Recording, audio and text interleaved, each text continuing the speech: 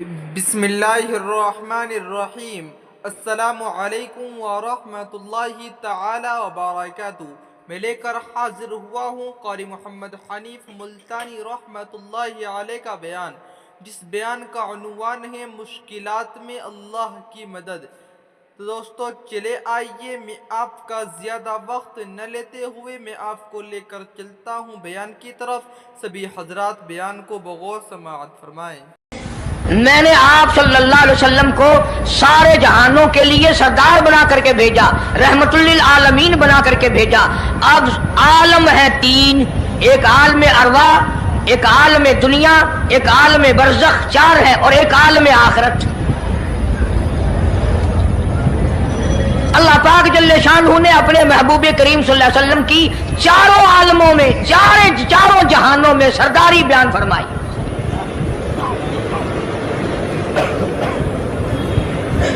پھر بھی اگر لوگ کہیں کہ یہ لوگ حضور کریم صلی اللہ علیہ وسلم کو نہیں مانتے، اور یوں کہو ہم نبی کو مانتے ہیں، تجھے نہیں مانتے، تیری رسومات کو نہیں مانتے، تیری خرافات کو نہیں مانتے، تیری بکواس کو نہیں مانتے۔ ماشاءاللہ۔ تو کون ہوتا ہے اپنی رسمیں ہم سے منوانے والا؟ کتنی بڑی مالک کائنات نے عظمت بیان فرمائی اور عطا فرمائی حضور کریم صلی اللہ علیہ وسلم کو کہ ابھی دنیا کا وجود نہیں، دنیا وجود میں نہیں آئی، آسمان نہیں، زمین نہیں، ستارے نہیں، چاند نہیں، دن نہیں، رات نہیں، کوئی چیز نہیں، اللہ پاک نے سارے انبیاء کرام کو جمع فرمایا ہوا ہے۔ سارے انبیاء کرام کو اللہ پاک نے جمع کر کے ایک قرارداد رکھ دی، سارے پیغمبروں سے، اپنے خاص بندوں سے، 1,24,000 پیغمبروں سے، ذبیح اللہ بیچ میں ہے، خلیل اللہ بیچ میں ہے، کلیم اللہ بیچ میں ہے، نوح نجی اللہ بیچ میں ہے، آدم علیہ السلام بھی ہے، سب کو جمع کر کے فرمایا وَإِذْ أَخَذَ اللَّهُ،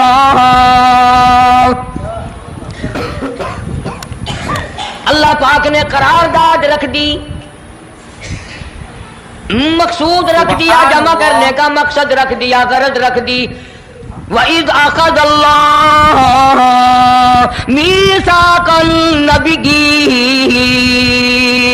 او میرے رسولوں، او میرے نبیوں، او میرے پیغمبروں، او تورات والے، انجیل والے، زبور والے، صحیفوں والوں، او میری شریعت کو ماننے والوں، میری خدائی کو تسلیم کرنے والوں، میری کبریائی کو ماننے والوں، میری عظمت کو ماننے والوں، میری توحید کو ماننے والوں، میری یکتائی کو ماننے والوں، میری خالقیت کو ماننے والوں، میری جباریت اور قہاریت کو ماننے والوں، میری رحیمی کریمی کو ماننے والوں، وَإِذْ أَخَذَ اللَّهُ مِيثَاقَ النَّبِيِّينَ،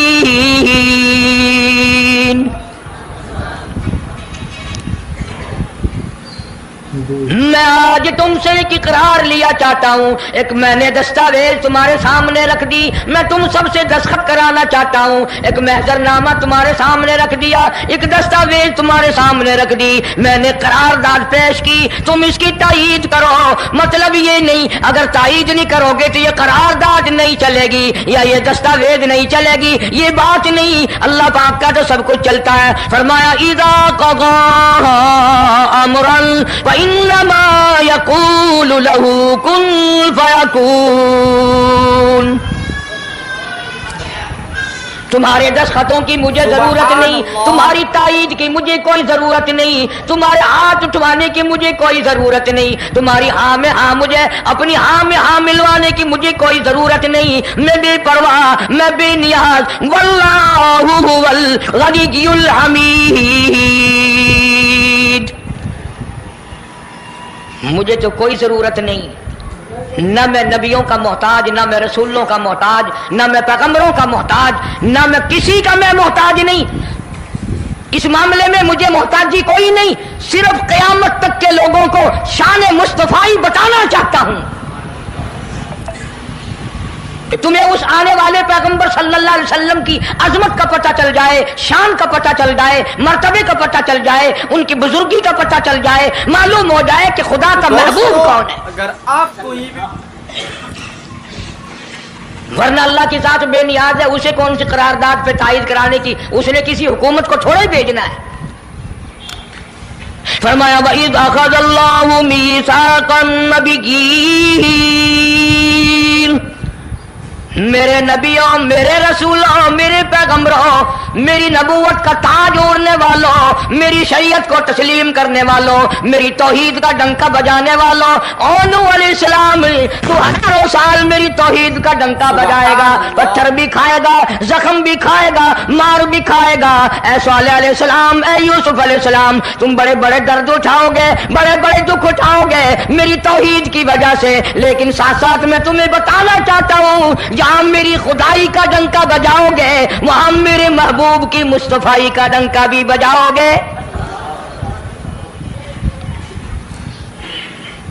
تمہارے ذمہ یہ کام لگ گیا، میری شریعت کا اعلان کرو، میری یکتائی کا اعلان کرو، میری وحدانیت کا اعلان کرو، مار کھاؤ، ہڈیاں ختم کرا دو۔ ذالک بأنہم کانوا یکفرون بآیات اللہ ویقتلون النبیین۔ ایک ایک دن میں 70 پیغمبروں کی گردنیں اڑا دی گئیں۔ نبی کسی پہ ظلم نہیں کرتے، نبی گناہوں سے معصوم ہوتا ہے، نبی جرم نہیں کرتا، نبی اللہ کی نافرمانی نہیں کرتا۔ خدا کی قسم یہ طے اس بات پر پیغمبروں کی گردنیں کاٹ دی گئیں کہ اللہ ایک ہے، مشکل کشا وہ ہے، حاجت روا وہ ہے۔ کسی نبی نے معاذ اللہ چوری نہیں کی، کسی پیغمبر نے ڈاکہ نہیں مارا۔ اس جرم کی پیدائش میں ایک ایک دن میں 70 نبیوں کی گردنیں اڑا دی گئی۔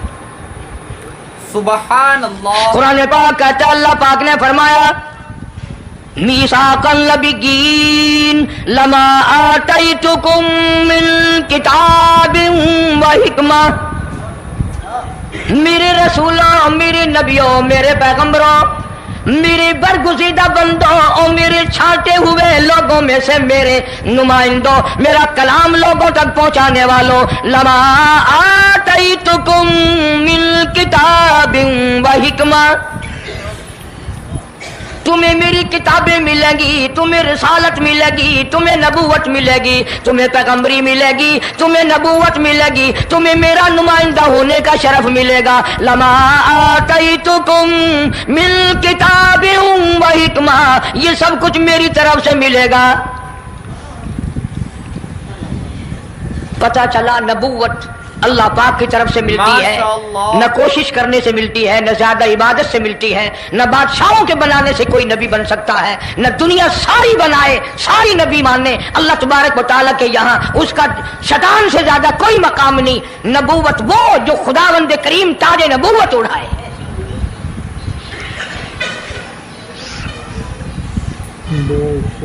اندازہ لگاؤ، بڑے دکھ کی بات ہے، ذرا کلیجے پہ ہاتھ رکھ کے سوچو، جس نبی کا رات دن کلمہ پڑھتے ہو، جس نبی کے امتی بنے پھرتے ہو، جس نبی کی شفاعت کی امید لیے بیٹھے ہو، جس نبی کے غمگسار ہونے کی امید لیے بیٹھے ہو، اس نبی کے بعد کسی اور بدبخت کو نبی ماننا یہ نعوذ باللہ کالی کملی والے کی ختم نبوت کی توہین نہیں؟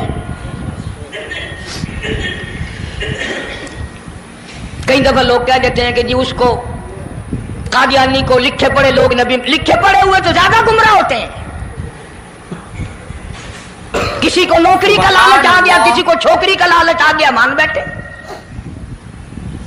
میرا ایمان ہے، میرا یقین ہے، میرا عقیدہ ہے کہ محمد عربی صلی اللہ علیہ وسلم کی نبوت کو چھوڑ کر بغیر دنیا کے لالچ کے کوئی کسی کو نبی مان ہی نہیں سکتا۔ اتنا عظیم نبی ہمارا، اتنا شان والا نبی، ابھی دنیا کی کوئی چیز بنی نہیں اور کالی کملی والے کی نبوت کا ڈنکا بجایا جا رہا ہے۔ فرمایا ثم جاءکم رسول، ثم جاءکم رسول، میرا محبوب آئے گا، میرا کالی کملی والا آئے گا، آمنہ کا در یتیم آئے گا، مصدق لما معکم لتؤمنن بہ ولتنصرنہ، تم تمام کے تمام اس کا اعلان کرنا، اس کی عظمت کا اقرار کرنا، اس کی شان کو تسلیم کرنا۔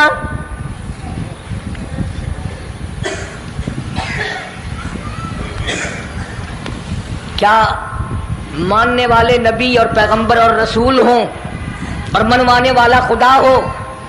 کون انکار کر سکتا ہے؟ لیکن بات کو پکا کرنے کے لیے کبھی قرآن کریم کا ترجمہ بھی پڑھ لیا کرو، خدا تمہیں قرآن نصیب فرمائے۔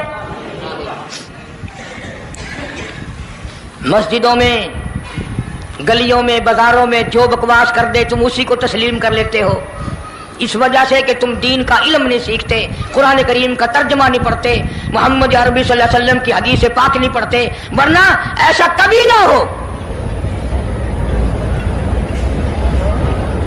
اللہ میاں نے فرما دیا، نبیوں نے مان لیا، بس بات ختم ہو جانی چاہیے تھی۔ لیکن بات کو اور مضبوط کرنے کے لیے اور پکا کرنے کے لیے اور شاندار بنانے کے لیے اللہ پاک پوچھتے ہیں قال اقررتم، اے کاش تم عربی جانتے، قرآن سمجھتے، خدا کی قسم کلیجہ پھٹ جاتا۔ اور خدا پوچھتا ہے قال اقررتم، کیا تم نے میرے محبوب کی مصطفائی کا اقرار کر لیا؟ کیا تم نے اقرار کر لیا؟ قالوا اقررنا، سارے نبیوں کی روحوں نے کہہ دیا رب العالمین ہم سب نے اقرار کر لیا، مان لیا۔ اب تو بات ختم ہو جانی چاہیے تھی، لیکن اب بھی فرمایا قال فاشهدوا وانا معكم من الشاهدين، میں بھی اس دستاویز پہ گواہ ہوں، تم بھی گواہ رہنا، میں خدا نے تمہیں یہ سب کچھ بتا دیا کہ مجھے اپنی کبریائی کی قسم اگر میں اپنے محبوب کو نہ بناتا یہ دنیا ہی نہ بناتا۔ انبیاء نہ ہوتے، رسول نہ ہوتے، چاند نہ ہوتا، سورج نہ ہوتا، آسمان نہ ہوتے، چاند ستارے نہ ہوتے، یہ دن رات نہ ہوتے، یہ کائنات نہ بستی۔ اللہ پاک نے سارے نبیوں کو جمع کر کے دستاویز پہ دستخط کرا کے یہ ثابت کر دیا کہ یہ ساری کائنات کالے کملے والے کا صدقہ ہے۔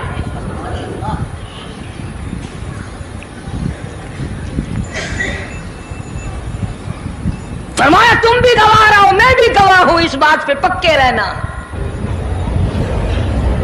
اور ایک اور دنیا کے قانون کی بھی یہ عادت ہے کہ ایک قانون بنایا جو اس کے خلاف کرے اس کی سزا بھی تو سب بناتے ہیں نا، کہ جو ایسا نہیں کرے گا اس کو یوں سزا دی جائے گی۔ اللہ اکبر، اللہ پاک نے سزا بھی بتا دی، فرمایا فمن تولا بعد ذلک، فمن تولا بعد ذلک فَأُولَئِكَ هُمُ الْفَاسِقُونَ، جو ایسا نہ کرے گا یاد رکھو یہ لوگ فاسق ہو کر کے مریں گے، ایمان سے خالی مریں گے۔ سبحان اللہ۔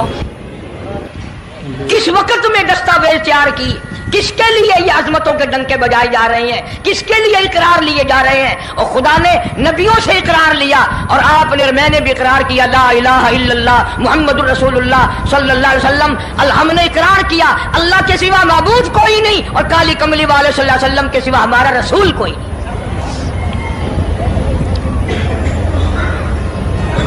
روزانہ اقرار کرتے ہیں ہم اللہ کی وحدانیت کے سوا کسی کو نہیں مانیں گے، اور نبی پاک صلی اللہ علیہ وسلم نے جو فرما دیا ہم اس کی پابندی کریں گے۔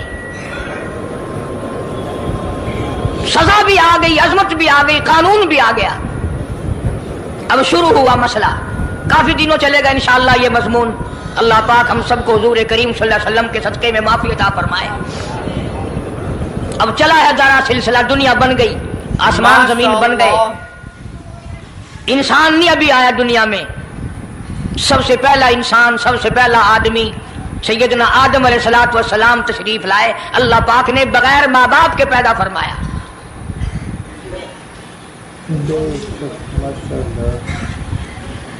وہ ماں کے بغیر بھی پیدا کر سکتا ہے، باپ کے بغیر بھی پیدا کر سکتا ہے۔ کہیں ماں باپ یہ نہ کہیں کہ اولاد ہم بناتے ہیں، ایسا نہیں ہے۔ اس نے اپنی قدرت کا نمونہ پہلے دکھا دیا۔ سیدنا آدم علیہ الصلوۃ والسلام کو اللہ پاک نے جنت میں داخلہ عطا فرمایا، جنت میں عمر بسر ہوئی، جنت الفردوس میں رہتے تھے آدم علیہ الصلوۃ والسلام۔ دنیا میں بھیج دیے گئے، بسانا تھا دنیا کو۔ آخری وقت آیا آدم علیہ السلام کا. حضرت شیش علیہ السلام بیٹے ہیں آدم علیہ السلام کے. آخری وقت میں حضرت آدم علیہ السلام نے ان کو بلایا اور فرمایا میرے بیٹے میری ایک وصیت قبول کر, میری ایک وصیت سن, میری آخری بات سن. جی ابا فرماؤ. فرمایا جب بھی کوئی مشکل وقت آئے, جب بھی کوئی مصیبت آئے, جب بھی کوئی پریشانی آئے, اللہ پاک سے مانگنا, اس کے دربار میں جھولی پھیلانا, اس کے سامنے دامن پھیلانا, اس کے دروازے پہ گدا گری کرنا, اس کے دروازے پہ اپنے سر کو جھکانا, اور جب کوئی مصیبت آئے دعا مانگنا اس مالک کائنات سے. لیکن دعا سے پہلے محمد کریم صلی اللہ علیہ وسلم کی ذات پاک پہ درود پاک پڑھنا.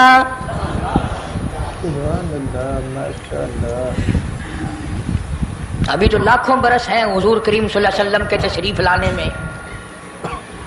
حضرت شیش علیہ السلام نے فوراً پوچھا میرے ابا ابو البشر آپ ہیں, انسانیت کے ابا آپ ہیں, سارے جہان کے سردار آپ ہیں. اللہ پاک نے انسانیت کا سلسلہ آپ سے شروع فرمایا. یہ درود پاک کس کے نام پہ پڑھوا رہے ہو, یہ کون ہے؟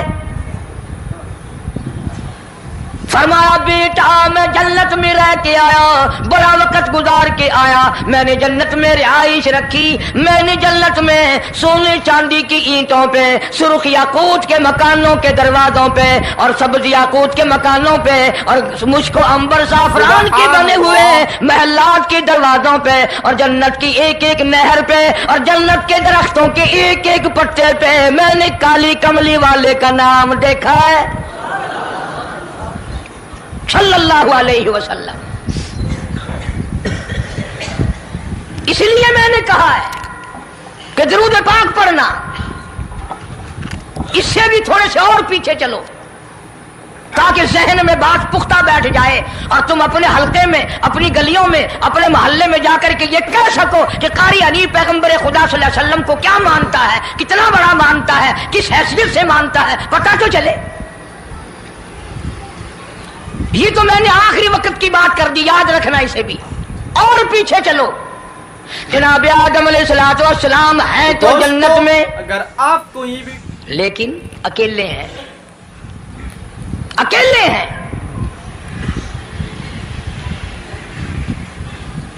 تنہائی, خلوت, پریشانی, اپنی جیسی صورت کوئی نظر نہیں آتی, اپنا ہم اثر کوئی نہیں, ہم جنس کوئی نہیں.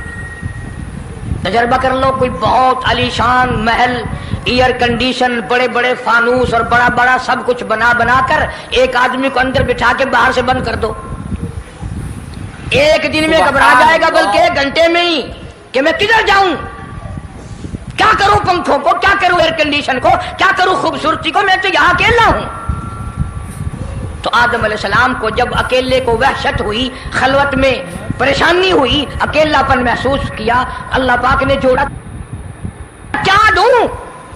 آواز آئی چونکہ آپ ساری انسانیت کے ابا ہیں اور یہ سارے جہان کے انسانوں آدمیوں کی اماں ہے, اس کا حق مہر یہ ہے, یہاں کھڑے کھڑے, یہاں بیٹھے بیٹھے میرے محبوب کریم حضرت محمد الرسول اللہ صلی اللہ علیہ وسلم کی ذات گرامی پہ 20 مرتبہ درود پاک پڑھو, حق مہر ادا ہو جائے گا.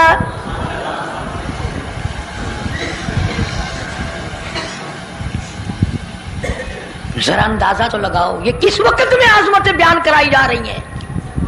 کوئی چیز ابھی نہیں بنی, ایک جوڑا دنیا میں آیا ہے, لیکن محبوب خدا اللہ پاک اپنے محبوب کریم صلی اللہ علیہ وسلم کی ذات اقدس پہ درود پاک پڑھنے کے لیے اس کو قیمت بنا رہے ہیں کہ اس ہوا کی قیمت جو ہے حق مہر کی وہ 20 مرتبہ درود پاک ہے صلی اللہ علیہ وسلم. اور یہی وجہ ہے, گو مضمون آگے چل کر آئے گا کہ اللہ پاک نے قرآن کریم میں یہ کہیں نہیں فرمایا کہ میں بھی نماز پڑھتا ہوں تم بھی نماز پڑھو, میں بھی روزہ رکھتا ہوں تم بھی روزے رکھو, میں بھی زکات دیتا ہوں تم بھی زکات دو, میں بھی حج کرتا ہوں تم بھی حج کرو, میں بھی یوں کرتا ہوں. صرف ایک عبادت ایسی اور ایک کام ایسا اللہ پاک نے اعلان کر دیا, فرمایا ان اللہ و ملائکتہ, میں خدا اور میرے سارے فرشتے یصلون علی النبی, محبوب کریم صلی اللہ علیہ وسلم کی ذات پہ، اور لوگوں میں بھی درود بھیجتا ہوں، جبریل بھی بھیجتا ہے، سارے فرشتے بھیجتے ہیں، تم بھی درود بھیجتے رہنا۔ یعنی درود شریف پڑھنا ایسی عبادت ہے کہ خدا بھی ہمارے ساتھ اس میں شامل ہے، فرشتے شامل ہیں۔ اب یہ مضمون نہیں، لیکن بات چل رہی ہے۔ اب ظاہر بات ہے کہ قرآن کریم کس پہ نازل ہوا؟ حضرت محمد الرسول اللہ صلی اللہ علیہ وسلم کی ذات پہ 22 برس 5 مہینے 15 دن میں بتدریج قرآن کریم پورا ہوا۔ سمجھ لو بات کو، کام آئے گی انشاءاللہ قبروں میں عقیدہ بناؤ گے تو۔ قرآن کریم کی جب آیت اترتی تھی، نازل ہوتی تھی، اور حضور کریم صلی اللہ علیہ وسلم صحابہ کو سناتے تھے، بتاتے تھے، تو صحابہ کرام اس آیت کی تفسیر بھی پوچھتے تھے کہ اس آیت کا مطلب کیا ہے، کیوں انہوں نے عمل کرنا تھا۔ وہ تو اتنے پکے تھے کہ قرآن کریم پڑھتے پڑھتے صحابہ کرام آگے نکل گئے، فاروق اعظم پیچھے رہ گئے قرآن کریم میں پڑھنے میں۔ تو کس نے پوچھا اے عمر تیرا ذہن کمزور ہے کہ نہیں، حافظہ کمزور ہے کہ نہیں، کہ پھر پیچھے کیوں رہ گئے؟ اللہ اکبر، فرمایا میں جو قرآن سیکھتا ہوں پہلے اس پہ عمل کرتا ہوں، اگلے دن پھر دوسرا سبق لیتا ہوں۔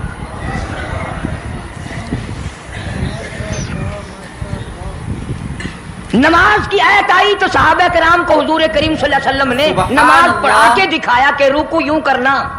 اب قرآن میں جو ہے ورکعوا رکوع کرو، اگر حضور صلی اللہ علیہ وسلم رکوع کر کے نہ دکھلاتے تو کیا پتا چلتا کہ رکوع کسے کہتے ہیں اور کس طرح ہو؟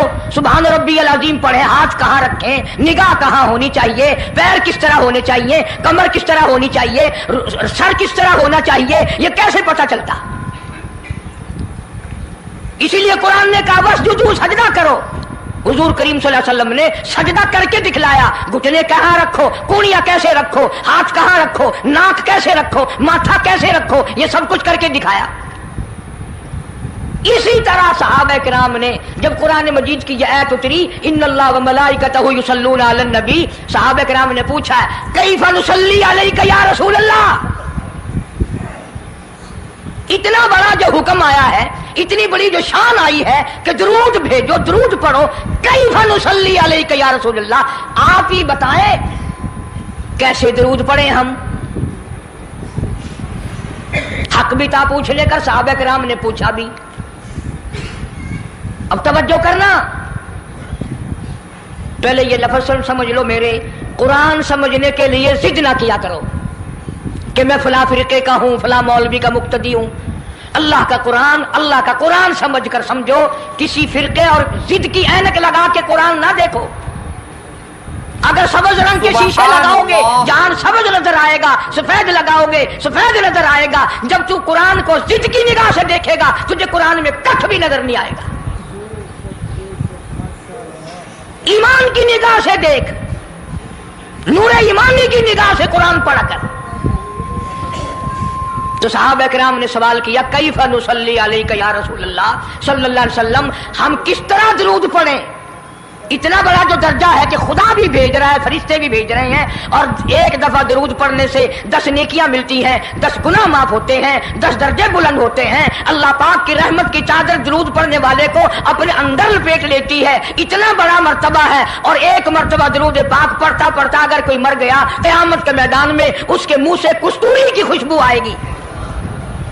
تو دوستو اگر آپ کو یہ بھی اتنے بڑے ثواب کی چیز، اتنے بڑے درجے کی چیز خود سکھاؤ، خود بتاؤ کیسے ہے۔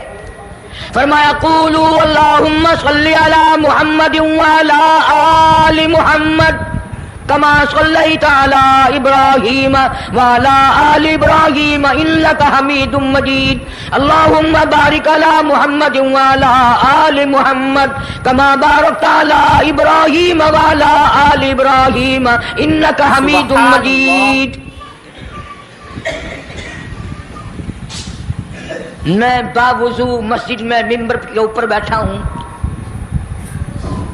1,29,000 صحابہ نے جو نقل فرمایا اور جو ساری زندگی درود پاک پڑھا وہ یہی ہے، اس میں ایک لفظ کی میں نے ہیرا پھیری نہیں کی۔ نبی پاک صلی اللہ علیہ وسلم کی زبان مبارک سے نکلا ہوا یہی درود ہے، حضور کا تعلیم دیا ہوا یہی درود ہے۔ صدیق اکبر نے یہی پڑھا، فاروق اعظم نے یہی پڑھا، عثمان ذی النورین نے یہی پڑھا، علی مرتضیٰ نے یہی پڑھا، حسن حسین نے یہی پڑھا، فاطمہ الزہرا نے یہی پڑھا، عائشہ صدیقہ نے یہی پڑھا، 1,29,000 صحابہ نے یہی پڑھا، 1500 سال کے ولیوں نے یہی درود پڑھا۔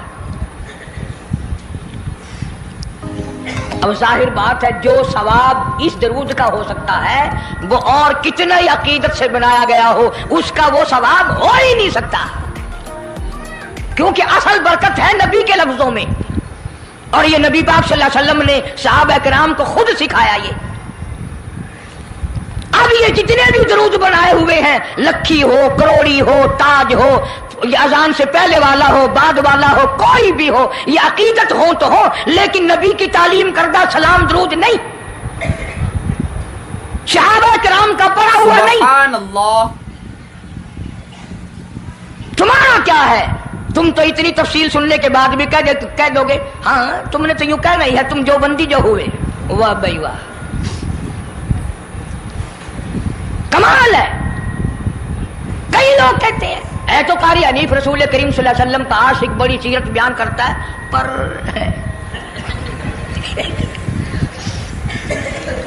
اندازہ لگا۔ اور میں یہ کہہ رہا ہوں میرے استاد، میرے ولی، تیرے ولی، کتب ابدال، ساری دنیا محبت کے رنگ میں آ کر درود بنائے، وہ ثواب نہیں ہو سکتا جو کالی کملی والے کے الفاظ میں ہے۔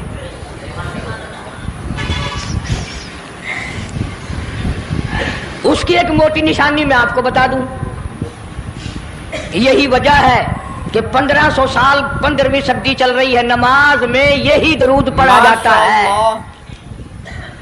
سلام پھیرنے کے بعد تو لاؤڈ اسپیکر پہ کھڑے ہو کر کچھ اور آتا ہے نا، نماز میں ہیرا پھیری ابھی نہیں آئی، نماز میں یہی درود، پوری امت یہی درود پڑھتی ہے، جو بندی ہوں، بریلوی ہوں، اہل حدیث ہوں، کوئی بھی ہوں، جو نبی پاک صلی اللہ علیہ وسلم کے طریقے پہ نماز پڑھنے والے ہیں وہ نماز میں یہی درود پڑھتے ہیں۔ اس کے اچھا ہونے کی یہ دلیل ہے کہ سارے عملوں میں اچھا عمل نماز، اور نماز میں اچھا عمل یہ درود پاک۔ اب تو سمجھ میں آئی ہوگی کوئی بات کہ نماز بڑا اچھا عمل ہے اللہ کے نزدیک، اور نماز میں یہ درود پڑھا جاتا ہے۔ ایک دلیل اور سن لو، اللہ پاک جل شانہ نے نیت بندھوائی ہے، یوں فرمایا یوں کانوں تک ہاتھ لے جاؤ، اللہ اکبر۔ کیا مطلب؟ کہ ہاتھ اٹھا دو ساری دنیا سے، بیوی بچے دکان کارخانہ جائے ایسی تیسی میں تو مولا تیری بڑائی بیان کرتا ہوں، میں تو تیرا ہوں۔ سبحان اللہ۔ اللہ اکبر کھڑے کھڑے کی، سبحانک اللہ کھڑے کھڑے پڑھا، الحمد شریف کھڑے کھڑے پڑھا، قرآن کریم کی تلاوت کھڑے کھڑے کی، رکوع میں سبحان ربی العظیم پڑھا، سجدے میں سبحان ربی الاعلیٰ پڑھا۔ جب آئی درود پاک کی باری، اللہ پاک نے فرمایا سیدھا ہو کر آرام سے بیٹھ کے پڑھ میرے محبوب کی ذات پہ درود پاک، بالکل تسلی سے بیٹھ جا، ہر انگلی کا رخ قبلے کی طرف ہو، بڑے سکون سے تسلی سے۔ ابھی تم کہو گے کہ درود کی بات کر رہا ہے، التحیات میں سلام ہے، السلام علیکہ ایھا النبی ورحمۃ اللہ، تو سلام بھی اور درود بھی اللہ پاک نے، اللہ کے نبی نے، 1,29,000 صحابہ نے، اہل بیت نے، سید عبد القادر جیلانی رحمۃ اللہ علیہ نے، سارے ولیوں نے سلام بھی اور درود بھی نماز میں بیٹھ کے پڑھا۔ یہ جو کھڑے ہو کر پڑھتے ہیں یہ نبی کا درود سلام نہیں، یہ لاؤڈ اسپیکر کا سلام ہے۔ 10-15 سال پہلے جب تک لاؤڈ اسپیکر نہیں تھا یہ سلام کہاں گئے تھے؟ اللہ اکبر سے اذان شروع ہوتی تھی، لا الہ الا اللہ پہ ختم ہو جاتی تھی، اور اب بھی جس دن بجلی نہ ہو انشاءاللہ اذان صحیح آئے گی، اللہ کرے اسپیکر رہے ہی نہ، اذان تو صحیح آئے گی۔ کسی نے ایک قلعے کی مزان بنا لی، کسی نے یوں بڑھا لی۔ تیرے بنے ہوئے مکان میں اگر کوئی ذرا سی لکڑ کی یا لوہے کی کلی ٹھوک کے تکلیف ہوتی ہے، اوئے مکان کی زینت کو بگاڑ رہا ہے۔ ہم نے رنگ روغن کرایا، چپس کرایا، پیسے لگائے، تو نے کیل کیوں گاڑی؟ اور مکان مکمل ہونے کے بعد تو ایک معمولی سی کیل برداشت نہیں کرتا، خدا اپنے دین میں یہ تیری بدعت کیسے برداشت کرے گا؟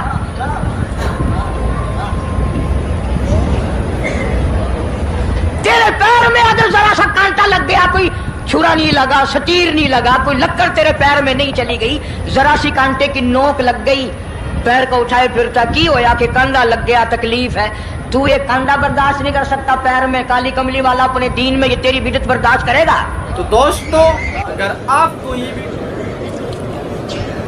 اس لیے چلتے پھرتے اٹھتے بیٹھتے درود شریف یہی پڑھو اگر پورا ثواب لینا ہے، جس کی میں نے جان کر تفصیل اس لیے عرض کی کہ ہم درود پاک پڑھتے بھی ہیں تو پھر تھوڑا ثواب کیوں لیں؟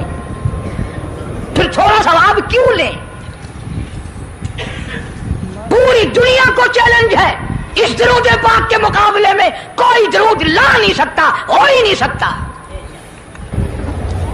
اب اگلی بات سنو، پلے باندھ کے لے جانا قبروں میں کام آئے گی انشاءاللہ۔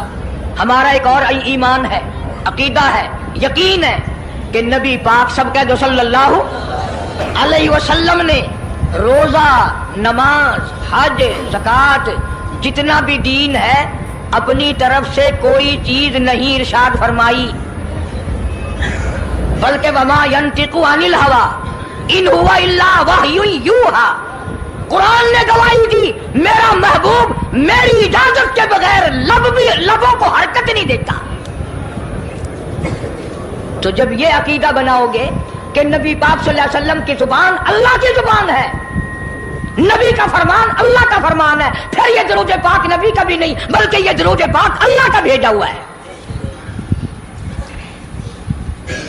جو درود عرش سے آیا ہو، جو درود اللہ نے بھیجا ہو، جو درود کالی کملی والے نے خود تعلیم دیا ہو، صحابہ نے پڑھا ہو، ساری دنیا نے پڑھا ہو، قطبوں اور ابدالوں نے پڑھے ہو، جس درود کو پڑھ پڑھ کر لوگ اللہ والے بن گئے ہو، اللہ کے دوست اور قریبی بن گئے ہو، اس درود کو چھوڑ کر آج طرح طرح کے بنا لیے۔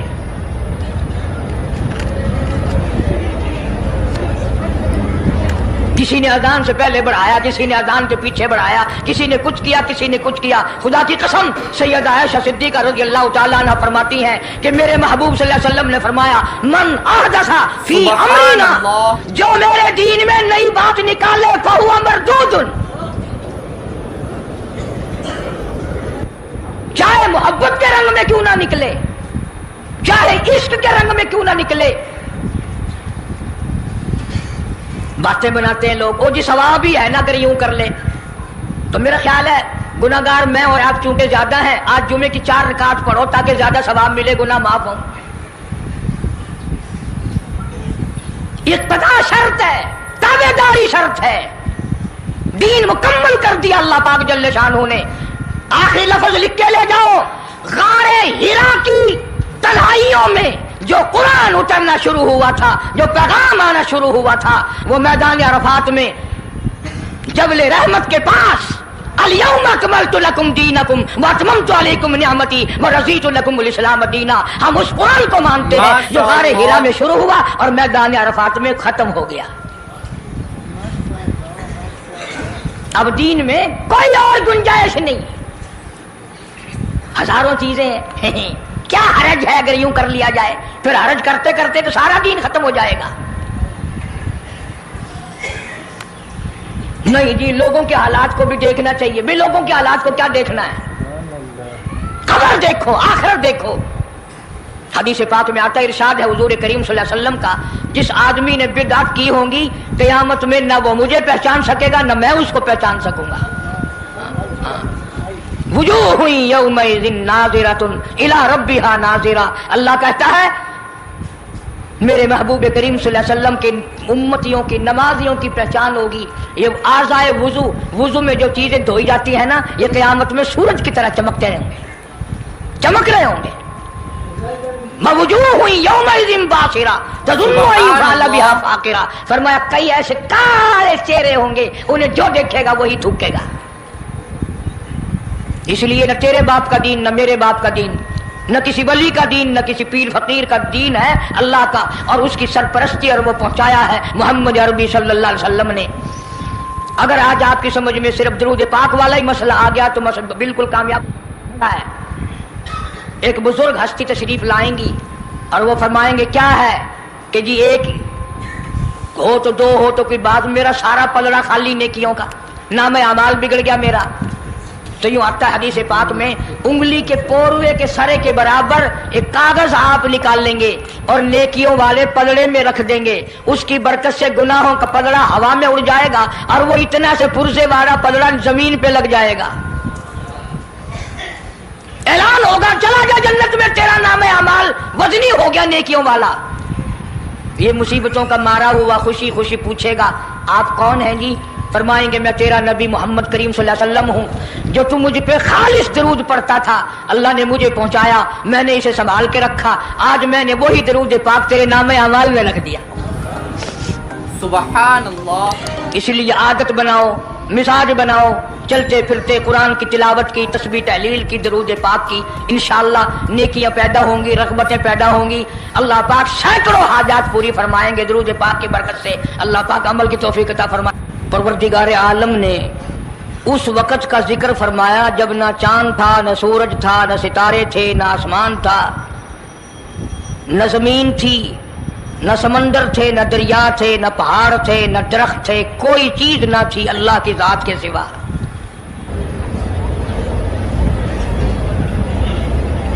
یعنی حق سبحانہ و تعالی و تقدس نے اس وقت کا ذکر خیر فرمایا جب خالق کائنات نے دنیا بنائی نہ تھی. اس کے علم میں سب کچھ تھا، عالم ارواح میں سب کچھ تھا، چرندہ پرندہ درندہ اچھی ماڑی چیز کوئی بھی ابھی نہیں بنی تھی. مالک کائنات نے حضور کریم صلی اللہ علیہ وسلم کی شان کی بلندی فرمانے کے بیان فرمانے کے لیے ظاہر کوئی رسول نہیں ہوا تھا، کوئی نبی نہیں آیا تھا. 1,24,000 انبیاء کرام کی روحوں کو اللہ پاک نے جمع فرمایا. آدم علیہ السلام سے لے کر محمد عربی صلی اللہ علیہ وسلم تک تمام انبیاء علیہ السلام کی روحوں کو جمع فرمایا، ایک جلسہ فرمایا. اس جلسے کی شان کا کیا کہنا، جس جلسے کی صدارت خود خدا نے کی ہو، اللہ رب العالمین جلسے کا خود صدر بنا ہو.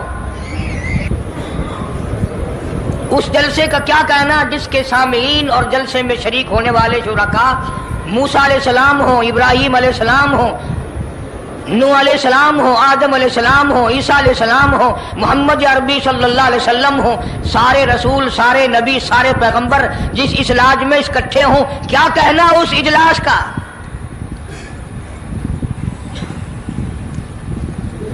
اور جس غرض کے لیے اللہ پاک نے جمع فرمایا، اکٹھا فرمایا، اس غرض کا کیا کہنا، اس مقصد کا کیا کہنا، اس مطلب کا کیا کہنا جس لیے یہ سارے نبی اللہ پاک نے اپنے دربار میں بلائے. بڑے سے بڑا نبی، چھوٹے سے چھوٹا پیغمبر، تمام کے تمام موجود ہیں، سب شریک ہیں.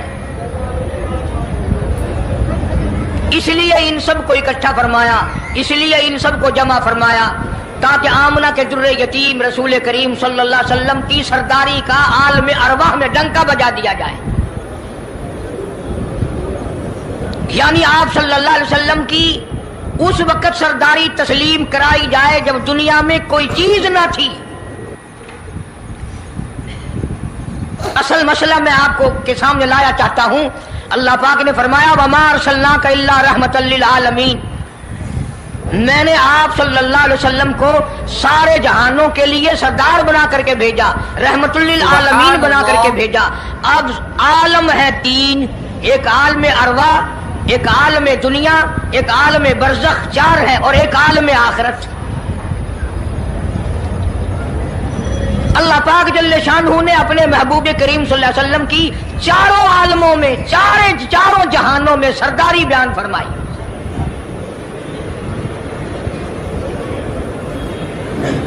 پھر بھی اگر لوگ کہیں کہ یہ لوگ حضور کریم صلی اللہ علیہ وسلم کو نہیں مانتے، اور یوں کہو ہم نبی کو مانتے ہیں، تجھے نہیں مانتے، تیری رسومات کو نہیں مانتے، تیری خرافات کو نہیں مانتے، تیری بکواس کو نہیں مانتے.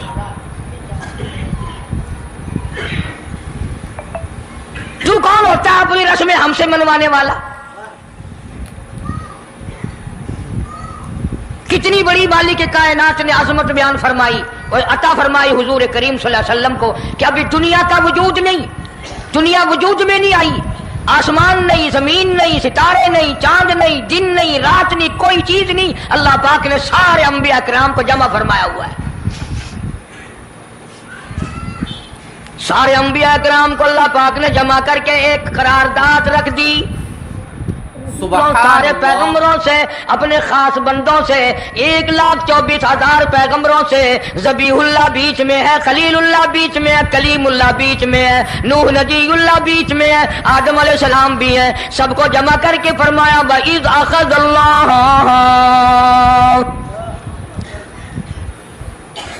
अल्लाह पाक ने करारदाद रख दी, मकसूद रख दिया, जमा करने का मकसद रख दिया, गरज रख दी। वइज़ अख़ज़ल्लाह मीसाक़न नबिय्यीन, ओ मेरे रसूलों, ओ मेरे नबियों, ओ मेरे पैगंबरों, और तौरात वाले, इंजील वाले, ज़बूर वाले, सहीफों वालों, और मेरी शरीयत को मानने वालों, मेरी खुदाई को तस्लीम करने वालों, मेरी किबरियाई को मानने वालों, मेरी अजमत को मानने वालों, मेरी तौहीद को मानने वालों, मेरी यकताई को मानने वालों, मेरी खालकियत को मानने वालों, मेरी जब्बारियत और कहारियत को मानने वालों, मेरी रहीमी करीमी को मानने वालों, वइज़ अख़ज़ल्लाहु मीसाक़ल नबिय्यीन,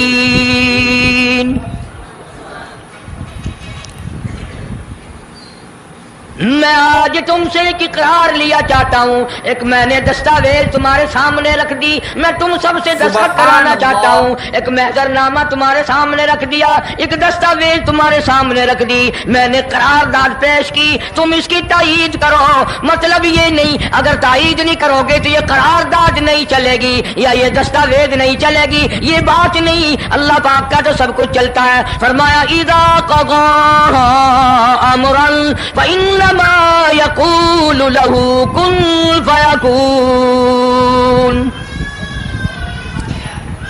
तुम्हारे दस्तखतों की मुझे जरूरत नहीं, तुम्हारी तायीद की मुझे कोई जरूरत नहीं, तुम्हारे हाथ उठवाने की मुझे कोई जरूरत नहीं, तुम्हारी हाँ में हाँ, मुझे अपनी हाँ में हाँ मिलवाने की मुझे कोई जरूरत नहीं। मैं बेपरवाह, मैं बेनियाज, वल्लाहु हुवल गनियुल हमीद। मुझे तो कोई जरूरत नहीं, न मैं नबियों का मोहताज, न मैं रसूलों का मोहताज, न मैं पैगंबरों का मोहताज, न मैं किसी का मैं मोहताज नहीं। कुरान करीम में उन लोगों का वाकया अच्छी तरह से जिक्र किया गया।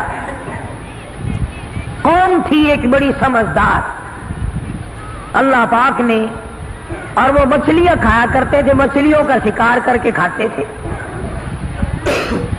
खुदावंद आलम ने उनको आजमाया कि सारे हफ्ते में तो मछली ढूंढती ना मिले। उनको ऐलान कर दिया, खुदा ने हुक्म दिया कि तुम सारे हफ्ता मछलियां पकड़ो, बाकी हफ्ते के दिन, शनिचर के दिन मछली पकड़ना हराम है। खुदा ने हुक्म दे दिया। अब 8 दिन तो मछलियां ढूंढी ना मिले और हफ्ते वाले दिन सामने कूदती फिरे। कभी बड़ी परेशानी हुई, अब किया क्या जाए। और दिनों में तो मिलती नहीं, बड़ी कम मिलती है, और हफ्ते के दिन यूं सामने फिरे। सुबहान अल्लाह। बस उनके जो आखिरी मुल्ले मुलाने थे ना, जैसे कारखानों में माल बनता है, मुल्ला के दिमाग में दीन बनता है, बैठे बैठे दीन बना लेता है। तो कहने लगो मियाँ पकड़ना ही मना है ना, कि हाँ। खाना मना है ना, कि हाँ। दरिया के बराबर में खड्डा बनाओ, उसमें पानी भरो और इन सब को धकेल कर हफ्ते के दिन उस खड्डे में ले जाओ, इतवार को काबू आ जाएंगी। पढ़कर देखे आप कुरान करीम, 9वां सिपारा है, तर्जुमा जिक्र कर रहा हूं, गप नहीं है। गप सुनाने वाले तुम्हें और थोड़े हैं, मैं भी गप सुनाऊं। फरमाया बस अलहुमानिल करियतिल्लती कानत आज़िरतल बहर اذ یعدون فی السبت اذ تأتیہم حیتانہم،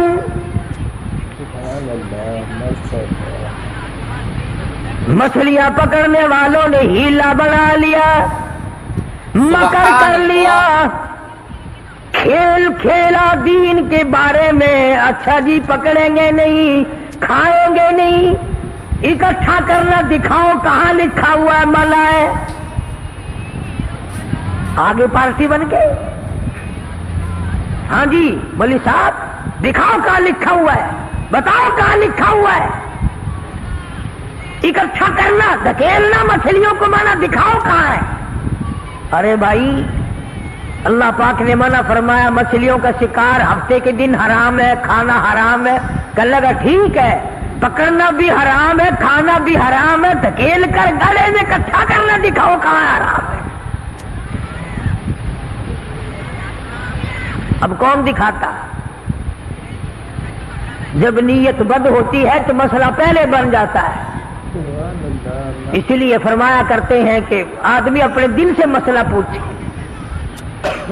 مدنی کریم صلی اللہ تعالی علیہ وسلم تشریف فرمائے، صحابہ کرام بھی تشریف فرمائے، زمان بن سلمہ رضی اللہ تعالیٰ عنہ دیہاتی صحابی ہے، دور و دراز کا باشندہ ہے، اجنبی صحابی ہے، دیہات کے رہنے والا، سواری پہ سوار ہو کر آیا اور آ کے مدنی کریم صلی اللہ علیہ وسلم کے بارے میں پوچھا ہے لوگوں تم میں شہنشاہ کائنات کون ہے؟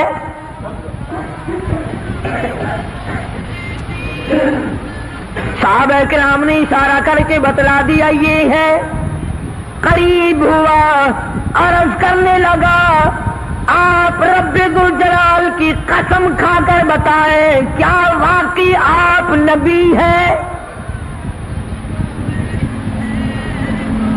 آپ نے فرما دیا ہاں۔ اس کے بعد کہنے لگا رب ذوالجلال کی قسم کھا کر بتلاؤ کیا آپ پہ اللہ کی کتاب نازل ہوئی، قرآن کریم اترا آپ پر؟ آپ نے فرمایا ہاں۔ ہر بات میں اس نے یہی بات کہی کہ قسم کھا کے بتلاؤ کیا آپ نے 5 نمازوں کا حکم دیا؟ حضور صلی اللہ علیہ وسلم نے فرمایا ہاں۔ پھر قسم کھا کر کے کھلا کر کہنے لگا کیا آپ نے اللہ کی توحید اور اپنی نبوت اور رسالت لا الہ الا اللہ محمد رسول اللہ یہ کلمہ سکھایا ہے، امت کو دیا ہے؟ آپ نے فرمایا ہاں۔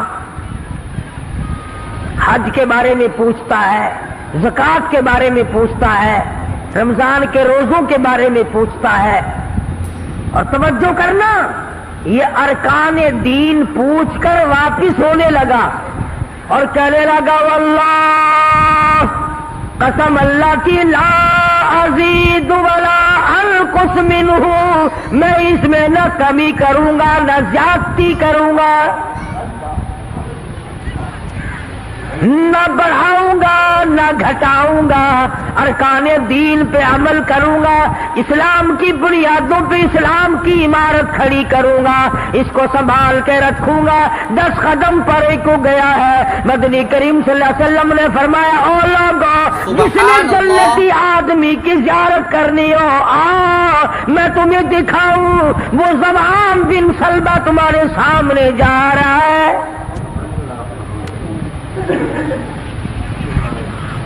اس لیے کہ اس نے قسم کھائی ہے نہ میں دین میں کچھ بات بڑھاؤں گا اور نہ گھٹاؤں گا، بلکہ جو مجھے دین کالی کملی والے صلی اللہ علیہ وسلم سے ملا ہے اس کو پورا کروں گا۔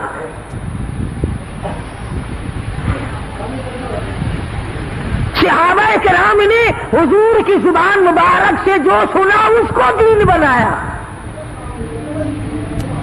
ہمارے یہاں بیٹھے بٹھائے دین بن جاتا ہے، اب بنا لیا۔ تو دوستو اگر آپ کو یہ ویڈیو پسند آئی ہے تو لائک کریں، شیئر کریں، کمنٹ کریں اور ہمارے اس یوٹیوب چینل کو سبسکرائب کرنا نہ بھولیں۔ تو دوستو ملتے ہیں اگلی ویڈیو میں۔ السلام علیکم ورحمۃ اللہ تعالی وبرکاتہ۔